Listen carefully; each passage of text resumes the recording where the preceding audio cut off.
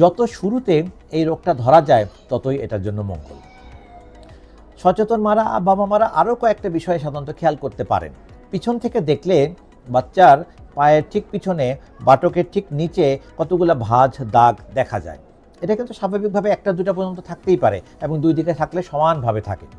কিন্তু যাদের এই DDH রোগটি হয় সেই বাবা মারা খেয়াল করলে দেখেন তার বাচ্চার পিছন দিকে বাটকের নিচে এই ভাঁজের সংখ্যাটা সমান না, একদিকে দুটো তো আরেকদিকে চারটা।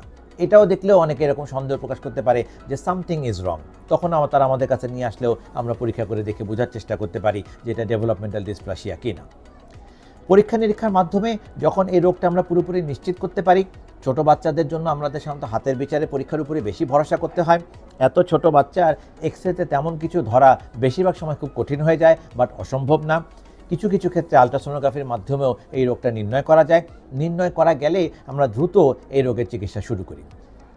এই বাচ্চাটা যদি অল্প বয়সে আসে, 1 মাস বয়স বা 6 মাসের মধ্যে আসে, তাহলে আমরা পাবলিক হার্নেস ব্যবহার করি। এটা একটা ছোট যন্ত্রের মতো, স্ট্র্যাপের মতো, যেই বাচ্চাটার পাটাকে তারা নির্দিষ্ট পজিশনে ধরে রাখে যাতে জয়েন্টটা আস্তে আস্তে ভিতরে ঢুকে যায়।